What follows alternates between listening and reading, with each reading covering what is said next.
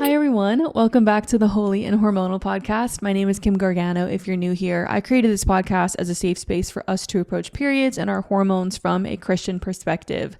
I am so pumped for you guys to hear this episode. We have the PMDD Chick, aka Britney, on the podcast today. You might have seen her on TikTok and social media. She is the one-stop shop for all things PMDD. She's gone through it herself, and wait till you guys hear the stories of how she overcame her PMDD. She's also a women's health coach. She has her own podcast called the Her Health Confessions podcast. And this girl has just gone through it. If there's anyone who can relate and understand PMDD on a personal level, it's her. I am not nearly educated enough on this topic to really speak into it. I mean, we talk about gene expressions. What about antidepressants? How does neuroinflammation affect PMDD? And especially we talk a lot about childhood trauma and how those who have experienced childhood trauma are actually more susceptible to developing PMDD. So without further ado, let's jump straight into the episode. Britney, welcome to the Holy and Hormonal podcast. Thank you so much for being here. Oh, I'm so excited. Thank you for having me. Of course. Let's just jump right into the question. So the first one is, what is PMDD and how does it influence women mentally, physically, and emotionally? Okay, so PMDD, it stands for Premenstrual Dysphoric Disorder. It's said to affect around 5 to 8%. However, I do believe that those statistics have not been updated because we're definitely seeing a really big uptake, I'd say in the last 12 to 24 months. Basically, it's a very severe form of PMS that affects you 1 to 2 weeks before your period in that luteal phase of your cycle. The difference between PMS and PMDD, though, is going to be that PMS can affect 70 to 80% of women. So you might have a little bit of mood swings, some crying, sore breasts. With PMDD, it's going to come with a lot more physical as well as emotional symptoms, but it's very intrusive thought-based. Suicidal ideation, suicidal thinking. There's actually quite a high stat for people that have actually attempted suicide with PMDD. So when it moves from PMS to PMDD, it's basically you're not able to function that 2 weeks. For some, there's also 3 subtypes of PMDD. So some women, it might only be the 7 days before the period that it really ramps up. But it's basically you lose your ability to daily function, attend work events, just basically live day to day. You're having a really difficult time because you're having these crazy crying spells, anxiety, mood swings, intrusive thoughts, can't sleep. There's a whole list of physical and mental symptoms. Yeah, I'm yep, me. So I self-diagnosed myself as having PMDD. Now that I'm on my holistic health journey, I feel like my PMDD is way less severe. But as an adolescent and in my early 20s, oh my gosh, it was so bad. And no one ever talked about it. No one ever explained what it was. I mean, we barely have enough research now. Back then, forget it. And in my family, this was not encouraged to talk about. My mom never told me about what a period is and all this stuff. So I genuinely lived with this idea that I'm clinically insane. There's something wrong with me. I need to be on medication or something because there's no way this is normal. And I would talk to my friends about their periods, and they never had any of the things that I had. And I was wait, what is wrong with me? I was so deeply ashamed. And I'm just glad that we now have more research and we're now understanding more about PMDD. I'm interested to hear why you think, though, there's an uptick in the last 12. Wait, what did you say? In the last year, you would say? Last 12 to 24 months is where I've really seen an uptake in cases, whether it's because, so twofold. One, I think it's also post-COVID, it caused a lot of inflammatory markers in a lot of women. We know that factually there's a lot of autoimmune, just a lot of inflammation that COVID itself is causing, which could be causing a down trickle effect with PMDD. Secondly, it could also be that we have social media, we have a lot more awareness about PMDD that we might not have had. So we're having a lot more women stepping forward saying, I think I have that.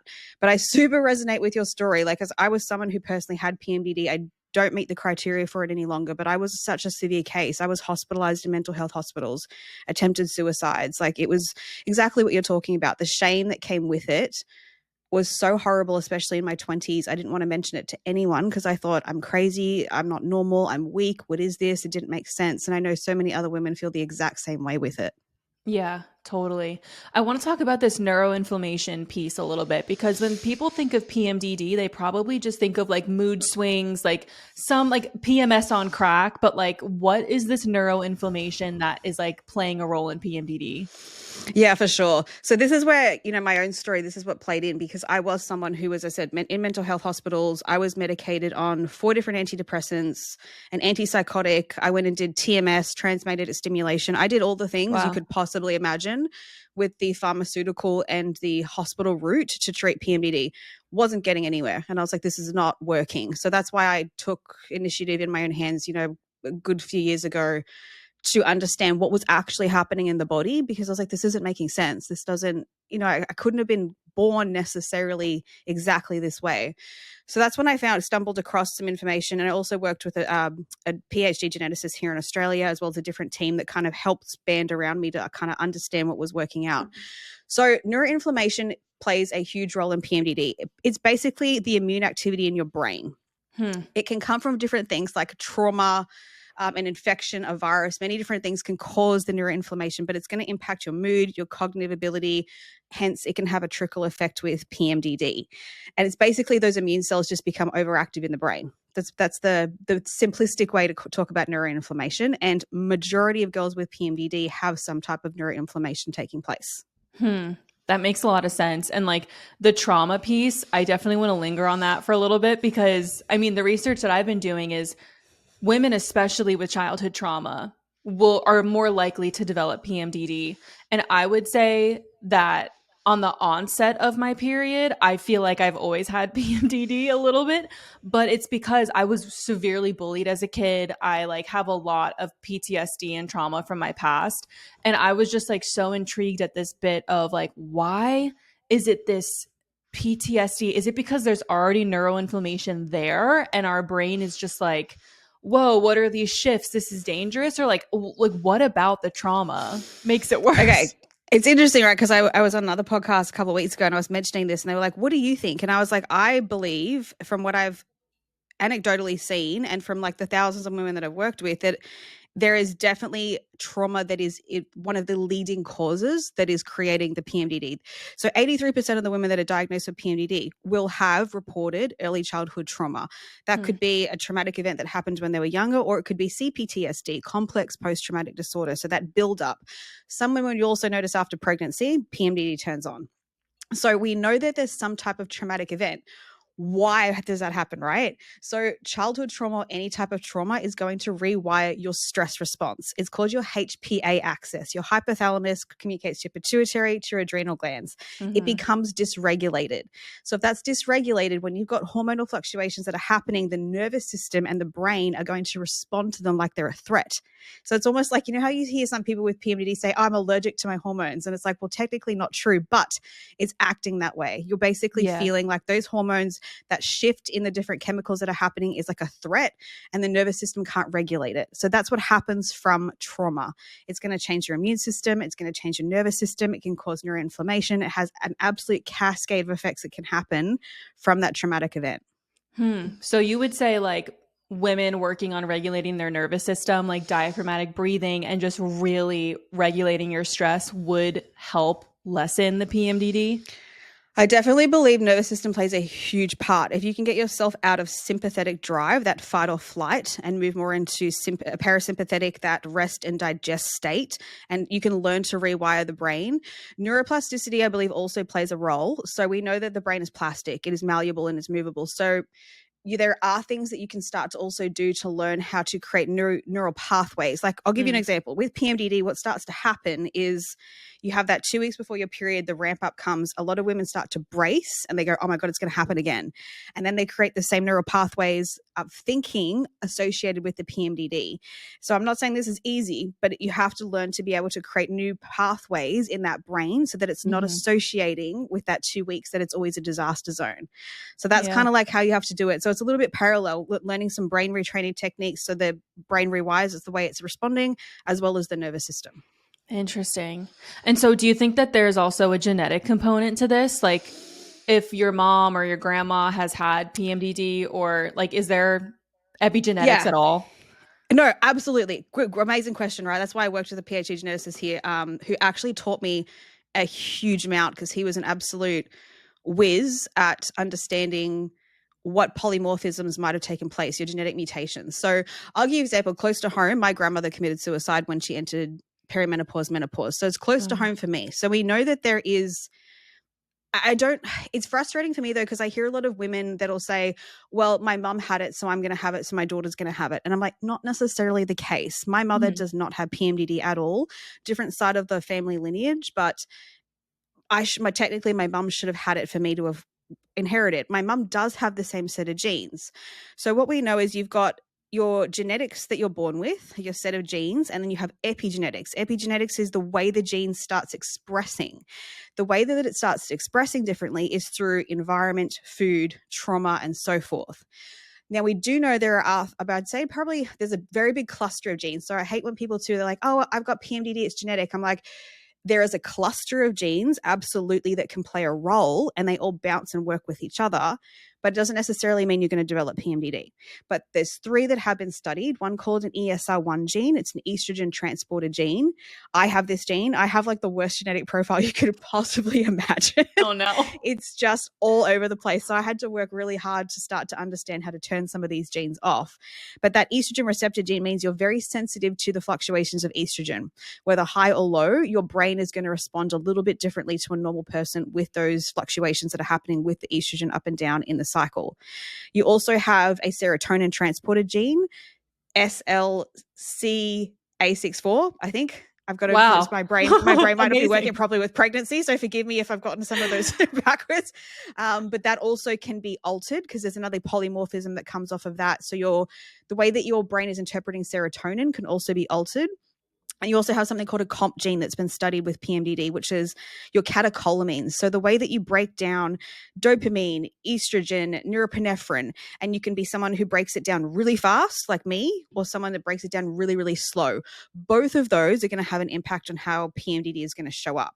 So it's a bit of a complex question. We definitely know genes are associated. There's also MTHFR. I know buzzword, Everyone talks about it. However, I would say 90% of the women that I've worked with have that gene. It's very rare that I will come across someone who doesn't, because if you have an MTHFR gene, you can't process folate and it's unaddressed, and then you end up with high homocysteine, you have higher inflammation, and then a cascade of events occurs there too. So I love the world of genetics of PMDD because it has not been looked at, and it's something that every time I've seen someone look into that area and address their polymorphisms, they see huge change, including myself. It was one of the things that made a huge change.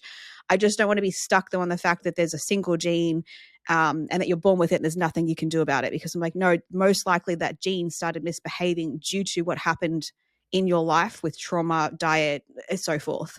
Right, definitely. I think that there's a huge environmental food toxin, like it's not just one thing. Like everyone in the holistic space will say like genetics loads the gun, but lifestyle pulls the trigger. You're not born with a death sentence of having or a hormonal imbalance or having PMDD. But I want to talk about SSRIs because a lot of the girls that I talk to that have PMDD, they're on SSRIs, or the doctors are just like, get on antidepressants. Like, are they effective? Are there better ways? Like what do we got going on there? Okay, so I don't work from a framework of SSRIs anymore because I've been on them. I also, the work of Dr. Mark Horowitz, he's a leading psychiatrist in the world right now that is really, like, I'm talking, this gentleman I interviewed on my own podcast really understood and went and did his PhD in the pharmacology of the withdrawals of antidepressants. And what he started seeing, I was like, this is too alarming. Like for me, the benefit, I will say with PMDD, I've been there. It's brutal. It's horrible when you are in that space where you don't want to be here. Like, of course, you might need something to buffer. But from what his studies have been showing, the side effects, the long-term side effects, and even the effects of an SSRI. So they've got a theory with SSRIs that you could do intermittent dosing, which means that you take it, 1 to 2 weeks before a period. Why? Because women with PMDD don't necessarily have low serotonin. There is a sensitivity to the serotonin receptor and those hormones. So they're saying by taking an SSRI, you're having that reuptake of serotonin. It's having a quicker, rapid onset effect. I will say I have not, and again, I've worked with thousands of women. it's very small amount. What ends up happening is most of the people that have tried the SSRIs, the birth control, come and work with me because they're like, I've tried all the things and it's not working. What's happening? So I'm not against an SSRI if it's something I really do believe every woman has the choice to make what they feel is the most comfortable thing for themselves. And if they want to use it, use it. But I haven't seen them do the job that you would necessarily really want them to be doing. And it's also, you don't want to be on an SSRI longer than, 12 to 24 months, because that's when it really starts to impact other mechanisms in the body. Yeah. So for me, it's not a long-term solution. I'm like, we're band-aiding, which could help in the short term if you're in a really intense state. But I'm more interested in, why did PMDD start? Where's it coming from? And how can we get long sustainable change here so that you're not having to be on an SSRI? Yeah. So you would say, if someone came to you, would start with like lifestyle and like really working to like address the root problem before jumping to like a medication or a protocol? It depends where they're at. So that's what I mean. With some of the ones that are just non-functioning, they're not okay. The thing that's interesting, right, too, if you have a lot of these polymorphisms and genetic changes, you're not going to respond well to an SSRI. So that's what's also really interesting that's not looked at. So what I tend to usually say is, I actually ask girls to go get their blood work run. I'm like, go get a full comprehensive blood panel. Again, 95% of the women that come back to me have low iron, low vitamin D, high homocysteine levels, and low B12. So already there, that's telling you that you have vitamin and mineral deficiencies that have to be addressed, that are driving the symptoms. Yeah. So that's just simple. That's just your basic, what you can do to start off with. And then from there, you can start to add on the other things, and the addressing neuroinflammation, addressing the gut health, addressing all these different components. So again, not against SSRIs if you want them and you need them. I'm just not a huge fan of them being used long term, because I have not seen too many. They didn't work for me. I tried 3 different types, and SNRI, SSRI, all the things. It wasn't working. It wasn't helping. So I was like, this isn't making sense. Interesting. I recently got a full blood panel done. I don't know if you're familiar with Dr. Mark Hyman. He has Function Health.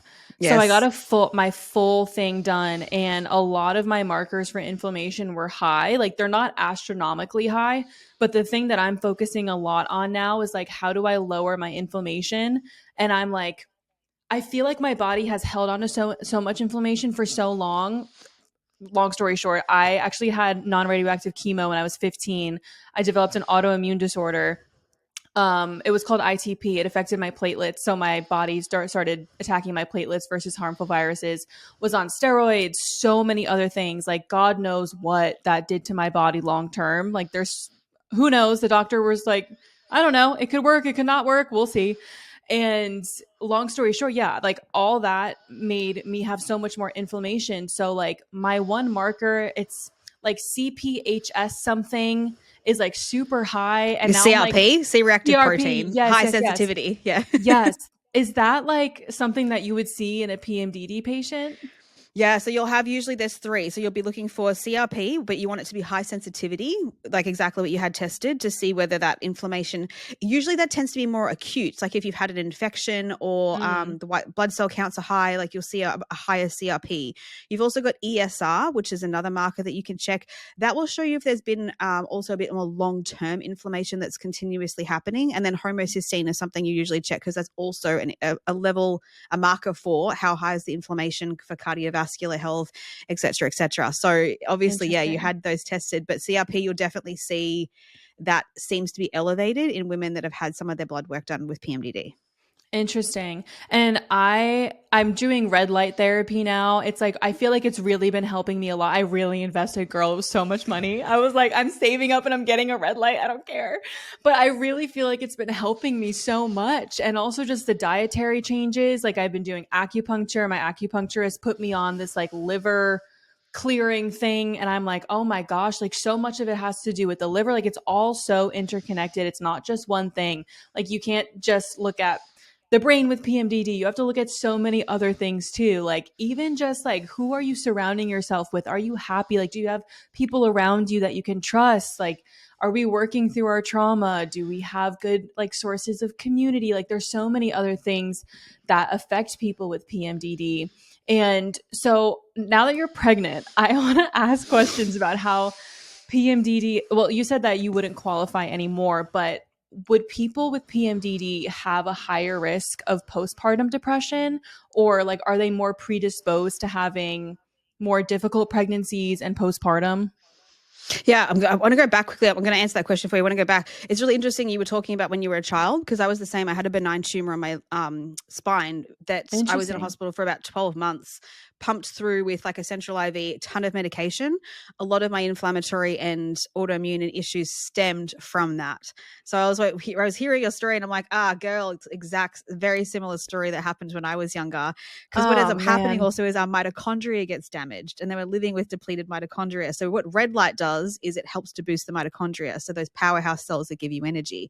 Majority of women with PMDD have a mitochondrial issue, hands down. Most mental health comes from, we're now seeing in the research, mitochondrial issues. So I'm the same. I have a red light to try and boost that, Wow. because also a lot of mitochondria is produced in the brain. It's not just in, different parts of the organs, it's also the brain. So when you said that, I was like, that's brilliant. So I'm so happy. Wait, this makes me so happy because I don't have a PhD in this stuff. I just got certified to do like hormone health coaching and things like that. But my intuition and like literally, I just think like divine wisdom from the Lord has been like, do this, do that. And so like the red light, I was like, okay, cells. And I like knew that my health history with having all of that done, I was on so many different things. Like it was just insane. I was getting injected with so much stuff.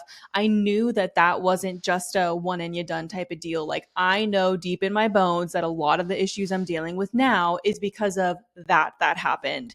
And like I mean, the doctors did what they did. I'm healthy. I've been in remission and it is what it is. But now it's like, how do I deal with the repercussions of that? Because they didn't give me a packet saying, hey, in 10 years, you're going to have a lymphoma scare. Hey, in 10 years, like you're going to hold on to 20 pounds of inflammation. Good luck trying to figure that one out. But like, we'll put you on some heart pressure medication and we'll just send you on your way. Like, they don't tell you all those things. And so you saying that just like validated so much of like my intuition and my experience. And I just honestly, I just feel less alone on this journey by you saying that. So thank you. No, it's great as I resonate, because I was like, same thing. You had to figure it out in your own and sort of be guided by your intuition and work things out. Because sadly, the medical system's amazing for some things, but it's great at diagnosing the symptoms and fixing you when you're really sick. It's not great for actually how do you heal and repair from that sickness at the time. So I was 9 and I was living with issues up until I would say even 30 that no one had addressed, that all stemmed back to being a 9-year-old. So yeah, wild. But with Caesar Sarah red light, I was like, yes. I was like, go you. Oh, thank you. Morning and night. Morning and night, baby. I'm doing my red light. Love it. Love it. Okay, Okay, so now what did you ask me? Postpartum. Sorry, yes. postpartum. So there's a I don't know about the stat. They say 70% risk if you have PMDD for postpartum. Not always the case. So I'll start with pregnancy. You can have, because I have a lot of women that DM me, especially when they found out I was pregnant. They're like, oh, how are you going with pregnancy? I haven't had too hard of a time. Like I haven't had PMDD symptoms necessarily flare. I did get COVID during pregnancy, so I got pretty sick and again had a massive inflammatory cytokine storm that just took me out for a long time in the first trimester. But most women with PMDD and during pregnancy will notice that the symptoms tend to alleviate or disappear completely. Because you're not having the hormonal shifts, the ups and downs. You're just having a steady rise of progesterone and estrogen throughout the pregnancy. Having said that, I've got a fair few clients that also have ended up in mental health hospitals during the pregnancy, especially in that first trimester when you're having a huge surge of the hormones going up, where they're having a really difficult time. So it can be, we really do not know how you're going to respond during pregnancy. But as you said, I think before we start this conversation, preparing your body prior is a big thing to do, especially if you have PMDD, making sure that blood work, all of your vitamins and minerals are in check. We have an amazing guy here in Australia who's written a book called Postnatal Depletion Cure. His name's Oscar, Dr. Oscar. Amazing. This guy knows his stuff when it comes to making sure your vitamins and minerals and everything are sitting in the optimal levels so that postpartum you're going to function better. Yeah. So with PMDD, you could be more influenced that postpartum period, especially day 3, because you're going to have a massive drop in your estrogen, progesterone. It goes nearly back to a flatline base, like where there's no hormones in the body. So for some women, they definitely have a bit of a challenge with that, but it's not always the case. You'll hear a lot of women with PMDD, they'll say, I was okay for the first few weeks. It was about 4 to 6 weeks later that I started to struggle. And that's when I'm like, well, that's because the sleep deprivation comes in. Your iron stores can go really low again. Calcium can start to drop. There's a whole bunch of vitamins and minerals that take place that most women are not supplementing for prior in postpartum either. So they're completely depleted and wiped out. So it's hard. I also don't like the fear mongering because I was even worried. Like as I said, I don't meet the criteria for PMDD, but I got worried. I was like, am I going to be someone who's at really high risk of postpartum? And then Yeah. I had to start telling myself, I was like, no, it doesn't necessarily mean the case. Do everything that you can, leading up to it. I also think a lot of postpartum, sadly, is because we don't have community. Like so many women are trying to do it on their own, Yeah. and they're having to run the household, look after a baby, try and heal, especially if it's a cesarean. And I'm like, no woman can, no one, we're not super women. Like we are, but we're not built to be able to do all this stuff by themselves. And I think that's why you can also end up with postpartum depression, Yep. because you just you're not getting a rest period in there for your body to actually repair and heal. Yeah, and it's so funny that like as a new mom, like you can't sleep. Like it's just like so bonkers. Like I want women to be able to heal and rest, but like you just can't when you have a baby. And it's like it's so wild to me that this is the way that it has to be.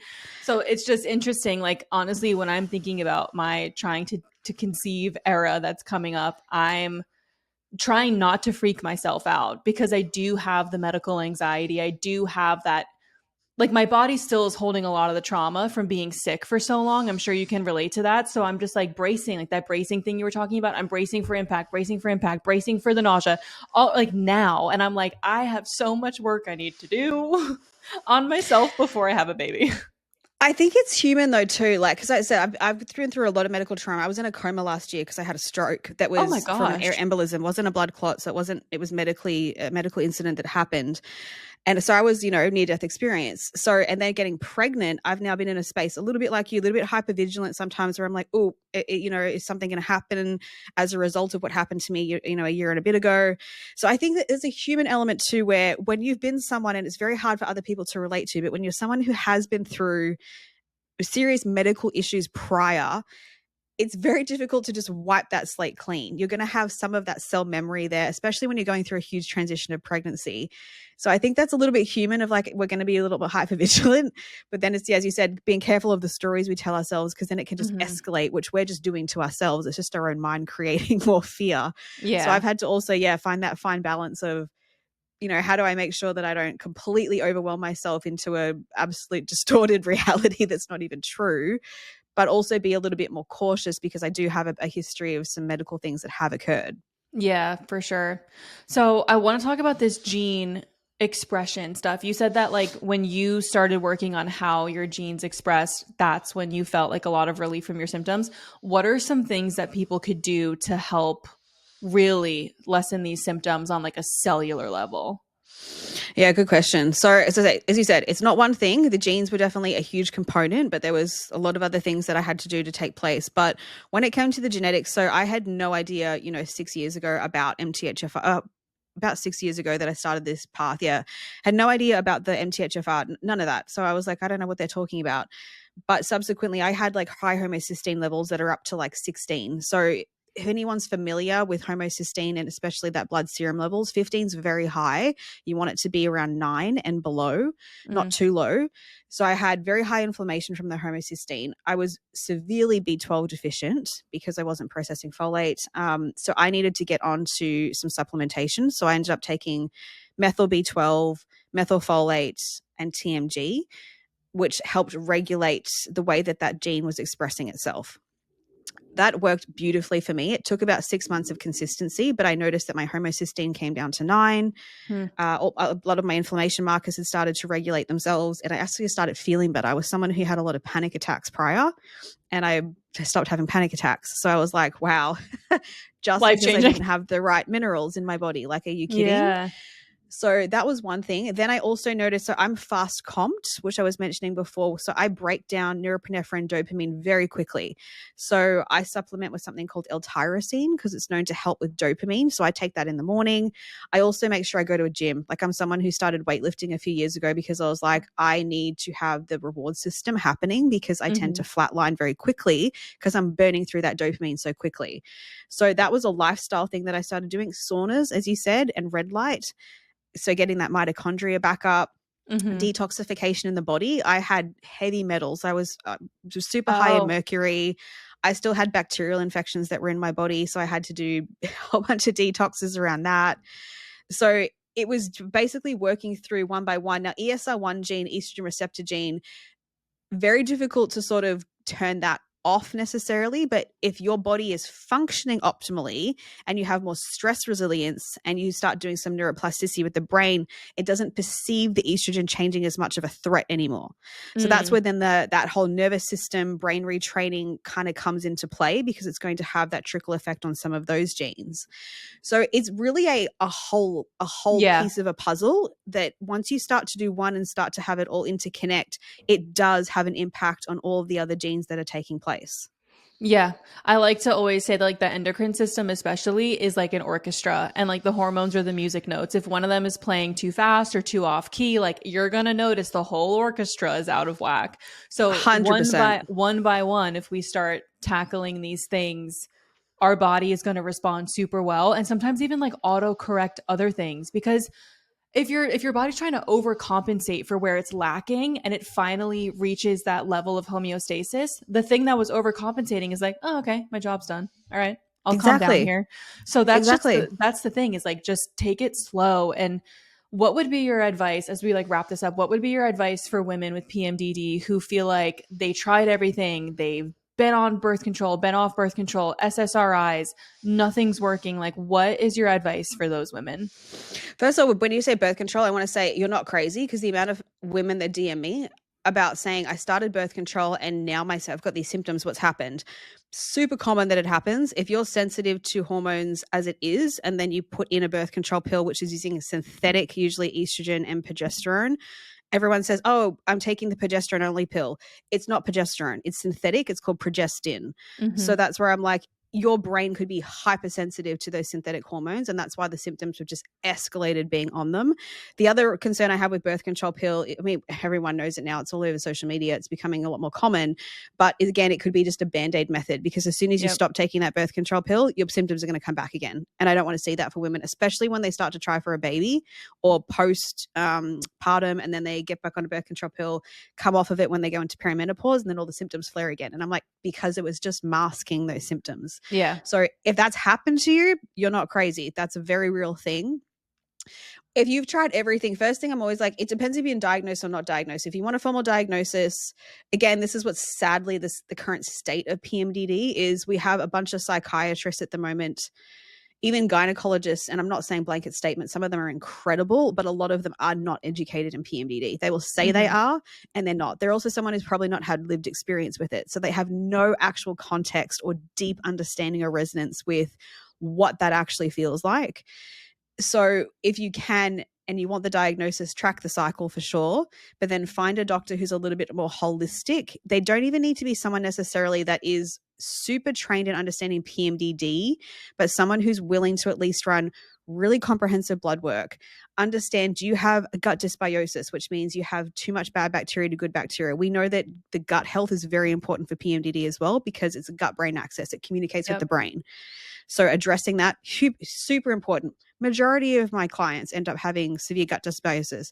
They also usually have estrogen dominance or low progesterone. So that doesn't mean it causes PMDD, but if you have estrogen dominance, meaning your estrogen ratio is very low to your progesterone, you don't have much progesterone, or it's just that the balance is way too big of a gap, that's going to exacerbate the symptoms. I was someone who lived with estrogen dominance for a while, had low progesterone because my cortisol was absolutely chewing through progesterone. So finding someone who will at least take that part seriously. The amount of women that are not being tested for their hormones when the doctor says you have PMDD is astounding. And it's actually quite shocking, because I'm like, I agree, it is not a hormone deficiency. However, if you have hormones that are depleted or too high, that is going to make the symptoms so much worse. So if you have a doctor who won't test it, I'm like, go find someone else or pay privately. Like, you just have to find what your baseline is with your hormones. Then from there, you can start to unpack the pieces, because there's definitely components with, you have like progesterone comes from your ovaries it produces something I'm called a metabolite of allopregnanolone. That is supposed to bind with GABA. It's a neurotransmitter in the brain. It's supposed to calm you down. We know that women with PMDD tend to have an altered sensitivity, an altered receptor to the way that they're receiving that allopregnanolone. So that's why they're not getting that calming effect. They can tend to stay really anxious, have panic attacks, that sort of thing. High glutamate, because glutamate and GABA also coincide. So finding someone who's a really holistic, I think, is going to be a really important piece in understanding where to start looking. And that's why I said some women get so overwhelmed. They're like, where do I start? How do I do this? And I'm like, just start small. Just start with the bloods. Find out if there's any vitamin or mineral deficiencies or hormone issues. And then from there, you can start to build on, what do I need to do with the nervous system? What do I need to do with my gut health? What do I need to do with the genetic side? Go get some basic genetic tests. What I'll say too is genetics can be expensive. So if it's too expensive to go do a full panel, just at least see if you have an MTHFR gene. If you do, and you have high homocysteine in the blood, you'll most likely have some of these other genetic mutations as well. They usually tend to all go, as I said, as a cluster, hand in hand. They're not usually isolated. So if it, cost effective, go test if you've got the MTHFR, then you can go do the bigger scale of genes over here. Food, as you said too, your lifestyle. Majority of the women that I speak with are not eating ideal food. They're eating a lot of processed food. It's interesting. I work with a lot of nurses. A lot of nurses are the ones that end up coming to me as well. Interesting. And they're doing shift work. So they're always, eating takeaway food, really quick food on the go. Yep. So fixing the food is a big, big, big thing. Exercising, which again, I know is so difficult when you're in PMDD. So I'm like, if you can't do it in PMDD, walk. You can at least walk. Like even if you're hysterically crying, you can find 10 minutes to walk.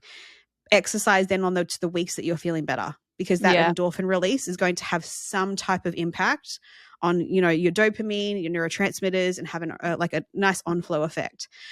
So there's a couple of phases when I work with people that I'll usually go through. And then with like deep, that's when you kind of go, do you have any Lyme's disease, bacterial infections, heavy metals that are also playing a role, an omega-3 to 6 ratio imbalance? If you have too much of that can also have an impact. So that's where you go really like a much deeper dive into what else is happening. But yeah, high level bloods. I literally am like, go just check your blood test, see what's happening, and go to a doctor too that's willing to actually say, look, you're sitting on, because you have a range of blood tests, right, which is your average mean. Most doctors will say, oh, you're within range, but you're sitting on like the lowest end of the range. And I'm like, if you have PMDD, that is not ideal for your body to function. You have to be in the optimal range. So that's something else that I get really frustrated with when girls come and they're like, oh, my doctor said I'm normal. And I'm like, this is not normal. This is definitely not normal. Definitely.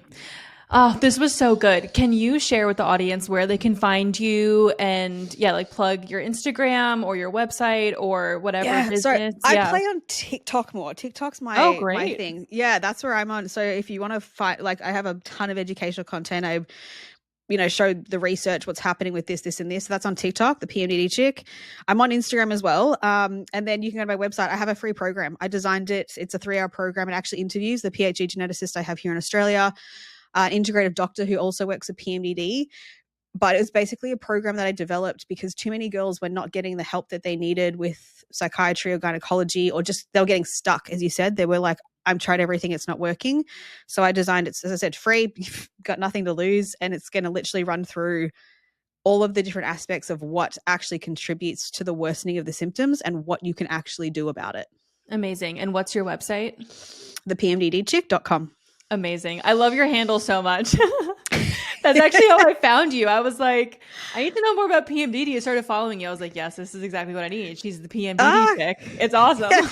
Oh man, I've been through it. As I said, it's like I've got a really deep understanding of it with, medical history, psychiatric wards voluntarily. I was never put in there without force. I chose to go there because it was always when I had a period. It happened 3 different times. So really, truly deep understanding. And I've been doing the work for 5 years now, and doing postgrads now in neuroscience, because I'm just like, there's not enough information around for women to actually seek the help that they actually need, because you should not have to live like this the rest of your life. It's debilitating.